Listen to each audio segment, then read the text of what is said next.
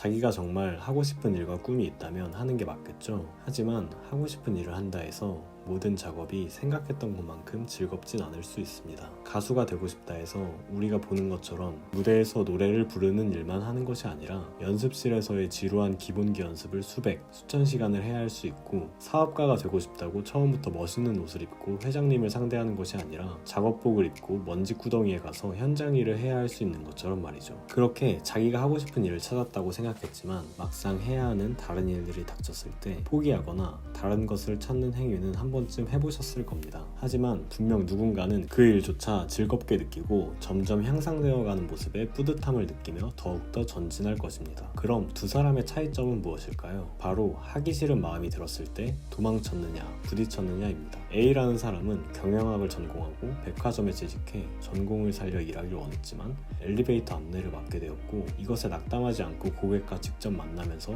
구매 심리를 파악하여 정기 인사발령 시기에 사무직으로 옮겨졌을 때 현장 경험을 바탕으로 좋은 성과를 내고 이후에 부서 책임자를 거쳐 최고 경영자 자리에 올랐다고 합니다. 이렇듯 단박에 얻고 싶은 욕심을 조금은 내려놓을 필요가 있습니다. 해빙으로 있음을 느끼고 시크릿으로 돈을 끌어당기고 돈의 속성으로 좋은 곳에 투자하는 것이 강력한 방법이지만, 그렇다고 자신이 조금만 싫어하는 일이 나오면 도망치는 습관은 기본기가 없는데 화려한 스킬만 추구하는 것이 될 수 있습니다. 이 기본기는 굉장히 중요합니다. 바로 하기 싫은 일을 하는 것 말입니다. 그렇다면 어떻게 하면 하기 싫은 일이나 귀찮은 일이 나왔을 때 도망치지 않고 정면으로 맞서 앞으로 전진할 수 있을까요? 우선 지피지기면 백전백승, 우리의 심리를 파악할 필요가 있습니다. 하기 싫은 일을 피하는 이유 중 하나는 우리는 모두 손해를 보기 싫어하는 성향이 있기 때문입니다. 무언가 죽을 힘을 다해 노력했는데 그것이 나에게 별로 큰 이득을 가져다 주는 것이 아니었다면, 이런 생각이 있다면 그 일을 열심히 하지 않게 됩니다. 이 생각은 차라리 조금 손해보는 것이 나중을 봤을 때 큰 이득일 수 있다는 것을 깨달으면